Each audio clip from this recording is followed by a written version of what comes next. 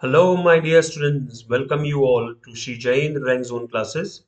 I'm your mentor and your friend for the subject biology, and I will be taking the zoology part, that is animal science. My dear students, today we are going to we are going to continue with the topic of mechanism of breathing. As you know, mechanism of breathing is being bifurcated into two major steps. One is the breathing in, that is taking in of air, inspiration, and the other one is expiration. The previous one is inspiration or inspiration. The next one is expiration. Inspiration or breathing in,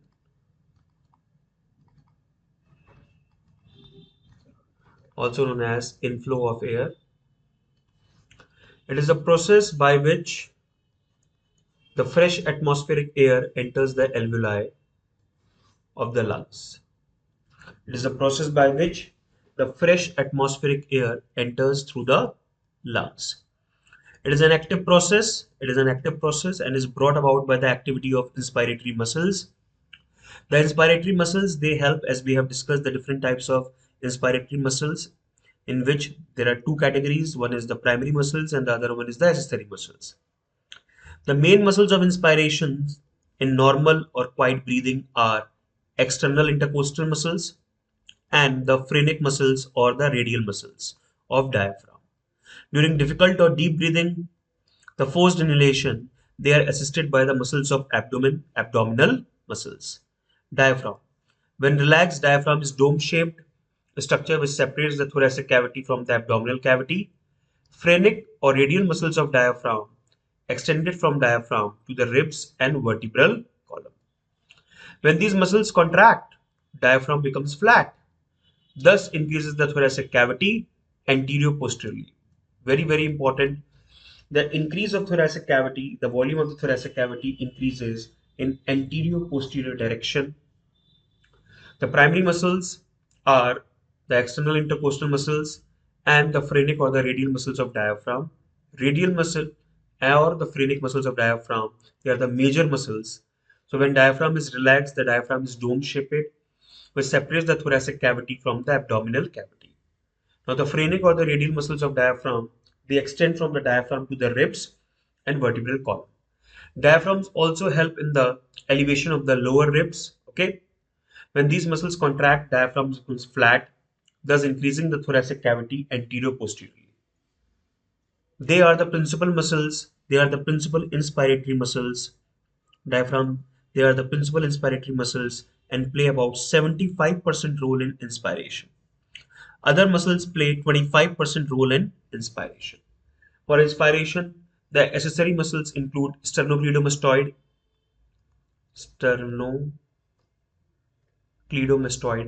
which helps in the elevation of sternum, scalene muscles, which help in the elevation of upper ribs. These are accessory muscles. So the primary inspiratory muscles or the principal inspiratory muscles diaphragm plays about 75% role in inspiration, while the other muscles play about 25% role in inspiration. The external intercostal muscles, they occur between the ribs. Between the ribs. These are 11 pair of muscles extending from 12 pair of ribs. Okay. They are 11 pair of muscles which extend from 12 pair of ribs. Their contraction pulls the ribs and sternum upward and outward. Their contraction, the contraction of external intercostal muscle helps to pull the sternum, helps to pull the ribs, sternum upward and outward, thereby increasing the thoracic cavity dorsoventrally and laterally. So the contraction of diaphragm leads to the increasing of thoracic cage anterior-posteriorly, while the contraction of external intercostal muscle leads to the increment of thoracic cavity dorsoventrally or laterally. Third is abdominal muscles. These muscles, they help in forced respiration, forced inspiration. These muscles relax and allow compression of the abdominal organs by diaphragm. The abdominal muscles, they relax and they allow the compression of the abdominal organs by the diaphragm. Due to simultaneous contraction of inspiratory muscles, volume of thoracic cavity increases in all directions. As the lungs are held tightly against the thoracic wall, enlargement of thoracic cavity results in expansion of lungs. So the volume of the lungs, the volume of the thoracic cavity increases. This decreases the intrapulmonary pressure when the pressure becomes negative. It decreases the intrapulmonary pressure, then the atmospheric pressure by 2 to 6 millimeters of mercury. As the lungs are held tightly against thoracic wall, enlargement of thoracic cavity results in expansion of lungs. Because of the expansion of the lungs, the vacuum is developed, decreases the intrapulmonary pressure, then the atmospheric pressure by 2 to 6 millimeters of mercury. As you know, the standard temperature and pressure, the standard pressure is 1 atm, that is 760 millimeters of mercury. Oxygen in air is 21%.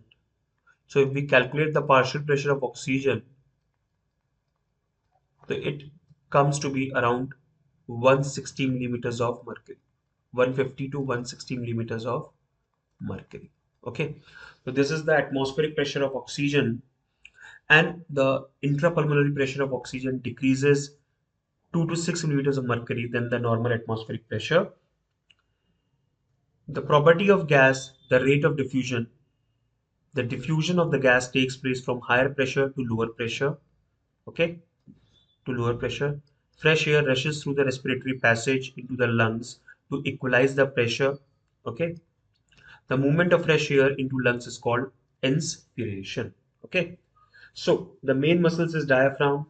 Okay, then the external intercostal muscles, and the accessory muscles are abdominal muscles. And among the main muscles of the primary muscles, diaphragm is the primary muscle. External intercostal muscle also helps in the inspiration.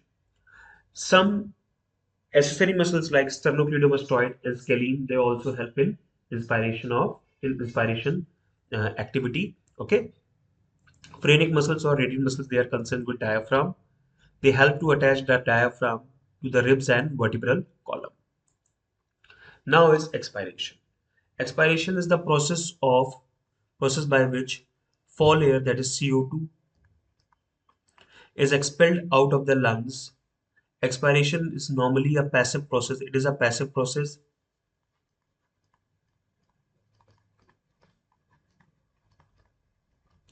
while inspiration is an active process, and it involves the relaxation of inspiratory muscles.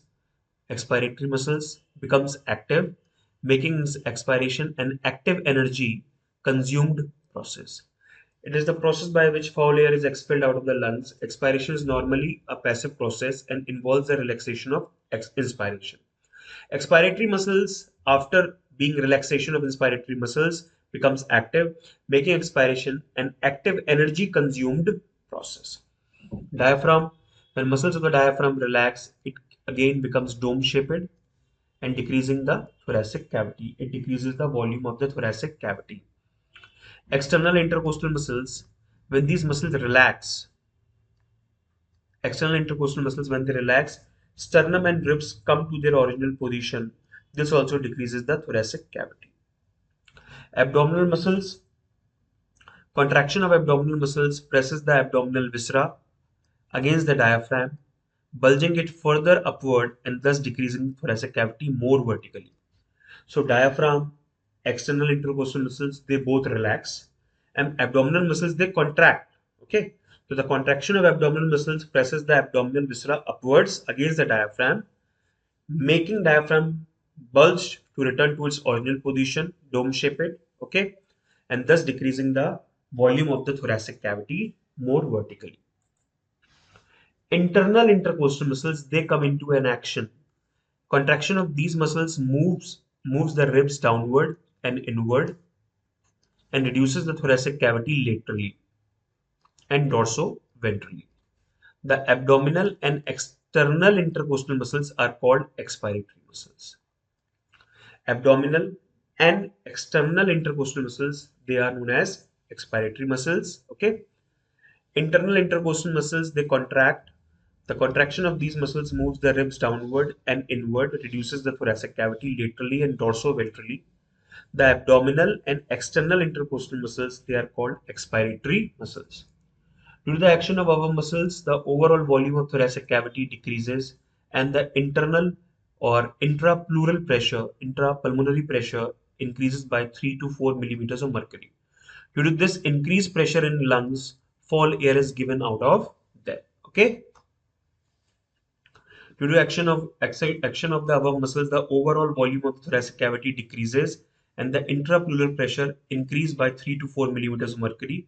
Due to this increased pressure in lungs, fall air is given out of them. One breath includes one inspiration and one expiration. It is a cycle, respiratory cycle, which includes one inspiration and one expiration. The respiratory rate is the number of breath taking per minute. Okay.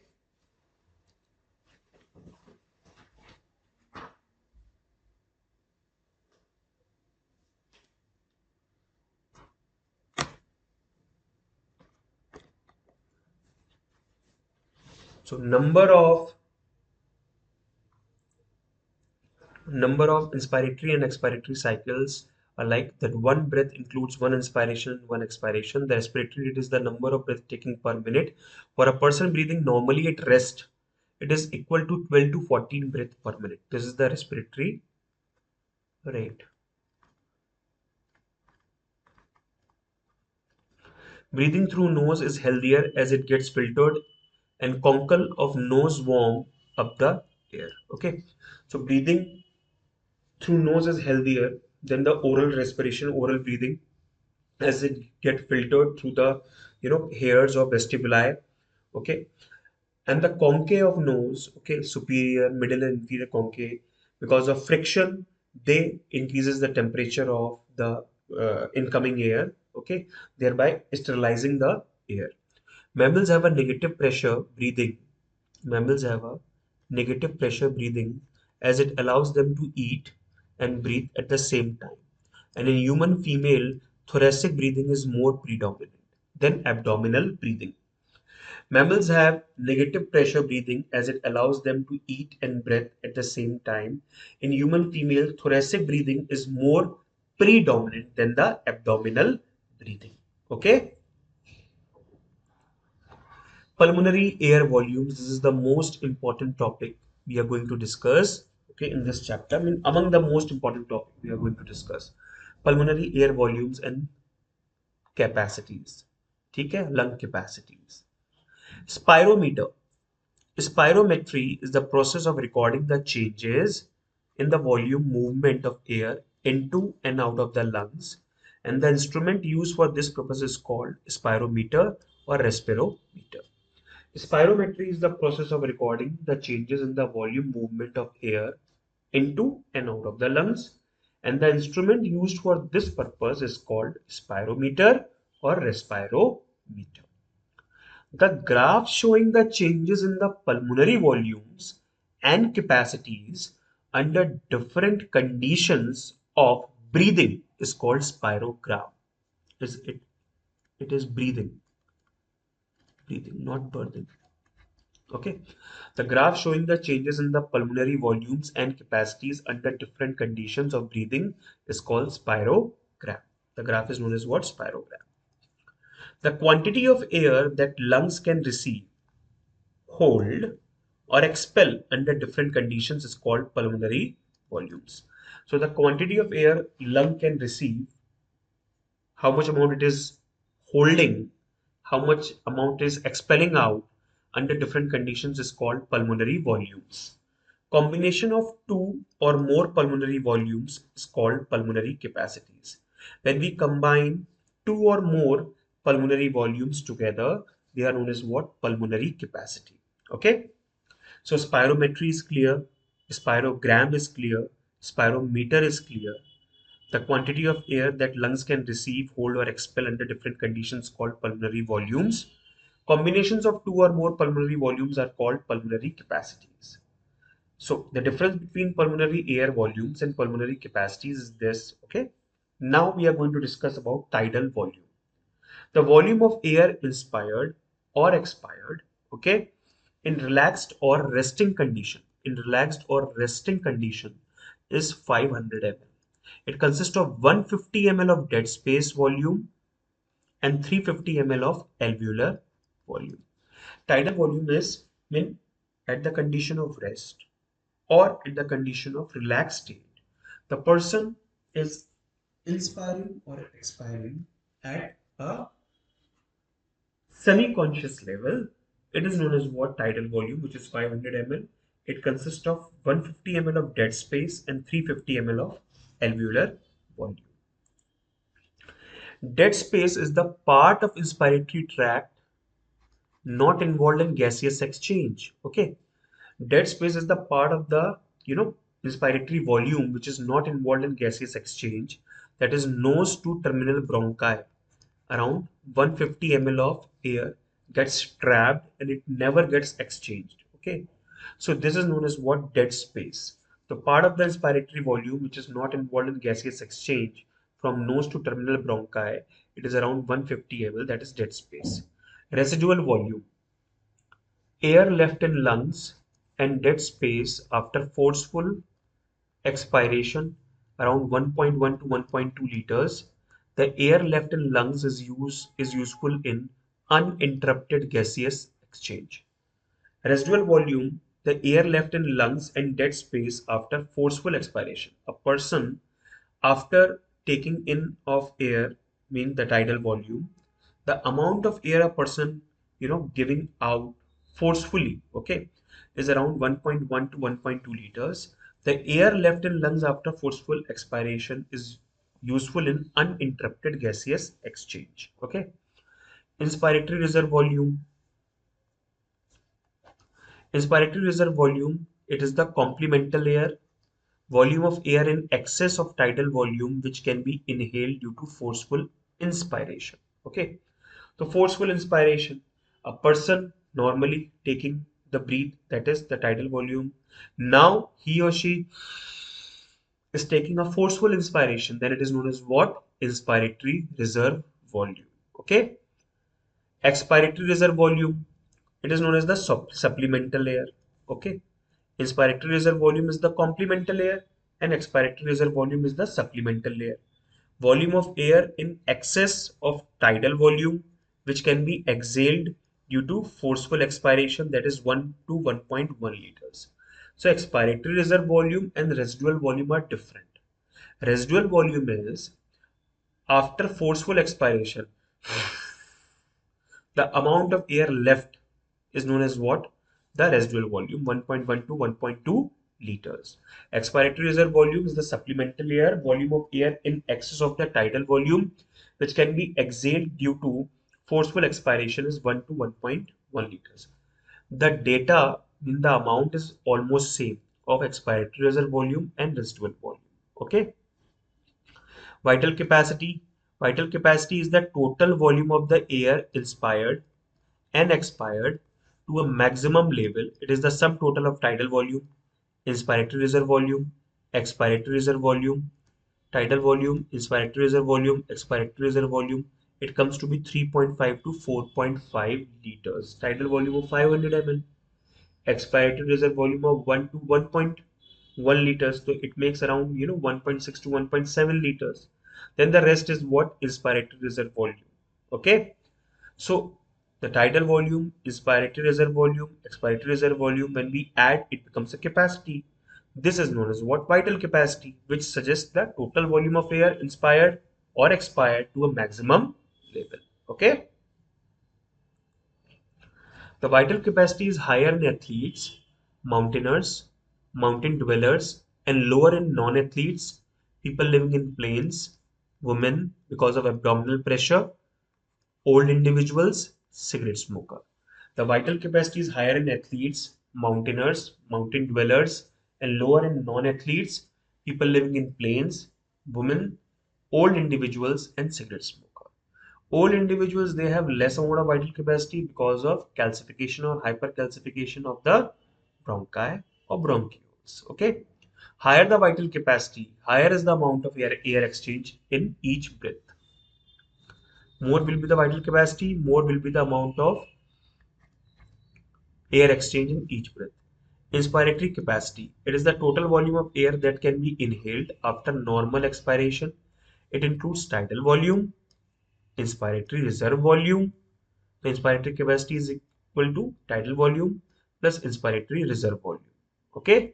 It is 2.5 to 3 liters. Tidal volume 500 ml and around 2 to 2.5 liters of inspiratory reserve volume. So inspiratory reserve volume is 2 to 2.5 liters. Expiratory capacity is the total volume of the air that can be exhaled after normal inspiration. Okay, it includes tidal volume and expiratory reserve volume. Okay, it is tidal volume plus expiratory reserve volume. Expiratory reserve volume is 1.1 liters. Tidal volume around 1.5 to 1.6 liters. Functional residual capacity, it is the sum total of residual volume. Residual volume is around 1 to 1.2 liters, and the expiratory reserve volume 1 to 1.1 liters. Maximum inspiration. Okay. Functional residual capacity is residual volume plus ERV, that is around 2.3 to 2.7 liters. So functional residual capacity, it is the sum total of residual volume plus expiratory reserve volume, that is 2.3 to 2.7 liters. Expiratory capacity is tidal volume plus ERV 1.5 to 1.6 liter. Inspiratory capacity is equal to TV plus IRV, that is 2.5 to 3 liters. More will be the vital capacity, more will be the air exchange in each breath. The vital capacity is higher in athletes, mountain dwellers, mountaineers, and lower in non-athletes, people living in plains, women, old age persons, and cigarette smokers. Total lung capacity. It is the total amount of air present in the lungs and the respiratory passage after maximum inspiration. It is the sum total of vital capacity plus residual volume. So vital capacity plus residual volume is known as what? Total lung capacity. Total lung capacity of now vital capacity can be bifurcated as tidal volume plus IRV plus ERV plus residual volume around 5 to 6 liters. Around 3.5 liters, it is vital capacity, and residual volume 1 to 1.1 liters. Okay, 3.5 to 4.5 liters. Alveolar ventilation, it is the rate at which the fresh air reaches the alveoli and adjoining areas like alveolar ducts, alveolar sacs, and respiratory bronchioles.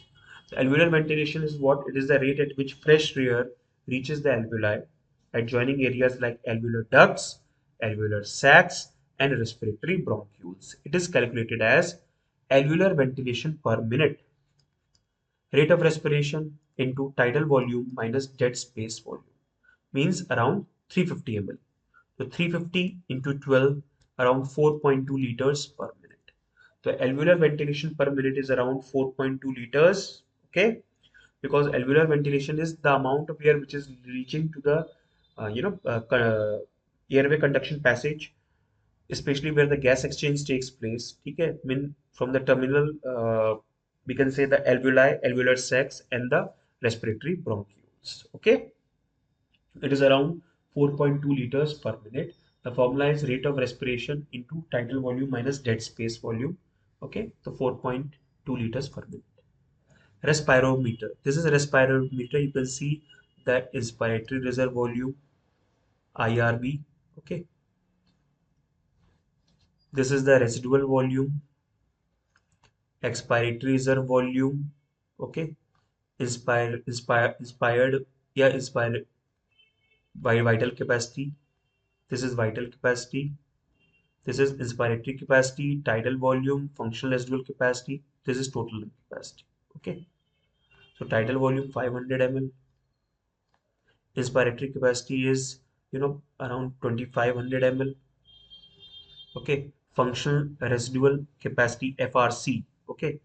As I have shown, functional residual capacity is 2.3, 2.7 liters. So around 2700 ml. So 2700 plus 2500 plus 500, around 5 to 6 liters is total lung capacity. Okay,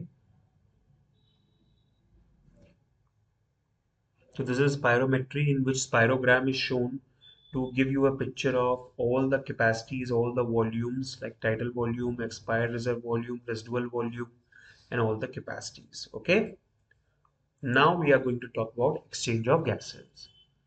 Alveolar air is separated from the blood present in the surrounding blood capillaries by very thin partition of 0.2 micrometers thickness. It is called respiratory membrane. The membrane consists of alveolar surfactant, alveolar epithelium, epithelial basement membrane, a thin interstitial space, capillary basement membrane, and capillary endothelial membrane. Alveolar air is separated from blood present in the surrounding blood capillaries by very thin partition of 0.2 micrometer in thickness. It is called respiratory membrane. The membrane consists of alveolar surfactant, alveolar epithelium, epithelial basement membrane, a thin interstitial space, capillary basement membrane, and capillary endothelial membrane. Diffusing capacity of a gas across a membrane is the volume of the gas that diffuses per minute for a pressure difference of 1 millimeters of mercury. The diffusing capacity of gas across a membrane is the volume of gas that diffuses per minute for a pressure difference of 1 millimeters of mercury. The rate of diffusion of CO2 is 20 times faster than the rate of oxygen, while the oxygen diffuses faster means twice than that of nitrogen. So if we create a pressure difference of 1 millimeters of mercury across the membrane and the gas is diffusing, the rate of diffusion of the gas for this pressure difference is known as what? Diffusion capacity. The rate of diffusion of CO2 is 20 times faster than the of oxygen, while oxygen diffuses faster than nitrogen. Partial pressure of O2. Partial pressure of O2 in alveolar air is about 100 to 104 millimeters of mercury, while that of deoxygenated blood in alveolar capillary is 40 millimeters of mercury. From high pressure to low pressure, therefore oxygen diffuses into blood and combines with hemoglobin to form oxyhemoglobin.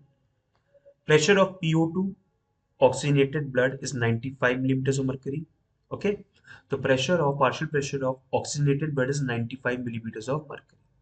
The pressure of oxygen in alveolar air is 100 to 104 millimeters of mercury. Pressure of air in deoxygenated blood is 40 millimeters of mercury oxygen gas. The oxygen pressure in oxygenated blood is 95 millimeters of mercury. The pressure of CO2 of alveolar capillary is 46 millimeters of mercury, around 46 millimeters of mercury, while that of fresh air is 40 millimeters of mercury. From high pressure to low pressure, the CO2 moves out. The diffusing capacity of CO2 is 20 times higher than that of O2. CO2 of blood rapidly passes out into the alveolar air. Its partial pressure in oxygenated blood is 40 millimeters of mercury. In oxygenated blood, the partial pressure of CO2 is 40. In oxygenated blood, the partial pressure of oxygen is 95 millimeters of mercury. Okay. The partial pressure of gases in different tissues. Alveoli, oxygen 105, CO2 40. Pulmonary artery, partial pressure of oxygen 40. From 105 to 40, it comes. CO2 is 45, 45 to 40. It goes out. It goes out and it comes in. Okay. Now, pulmonary veins, the partial pressure of O2 is 100, partial pressure of CO2 is 40. Exception, carries oxygenated blood.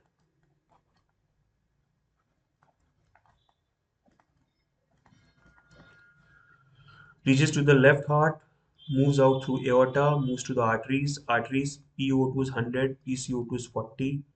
Okay.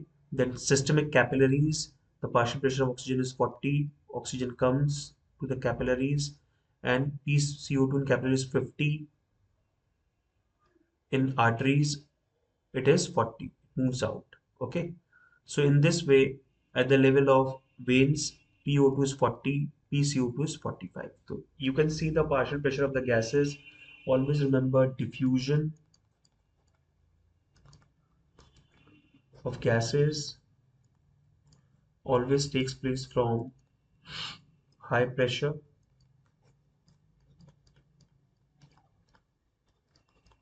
to low pressure.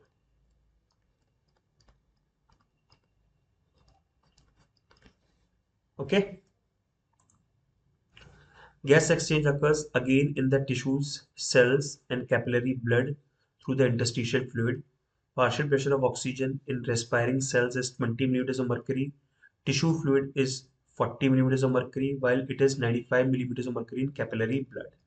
Therefore, oxygen diffuses from blood into tissue fluid and from them there into cells. Because cells they are having 20 millimeters of mercury, tissue fluid 40, and from capillary blood 95. So from 95 to 40, from 40 to 20.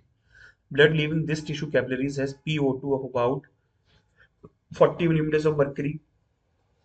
The blood which leaves the tissue capillaries has partial pressure of oxygen 40, while CO2 is 45. Okay. PCO2 blood capillaries is 40, tissue fluid 45, and that of cells 52 millimeters of mercury. Therefore, CO2 diffuses out of the cells into tissue fluid and from tissue fluid into the blood. Blood leaving the tissue capillaries has PCO2 of 46 millimeters of mercury. Means the partial pressure of CO2 in the blood leaving the tissue capillaries is higher than the partial pressure of oxygen in the blood leaving the tissue capillaries. So here you can see the exchange between the alveoli and the capillaries.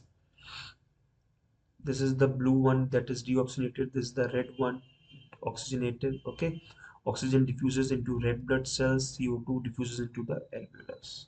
Okay, so this is all about for this lecture, in which includes the exchange of gases. In the coming lecture will will be dealing with the exchange or the transportation of these gases through blood and the other elements. Okay, till then, bye bye, take care, stay safe, stay healthy, everyone. Bye bye.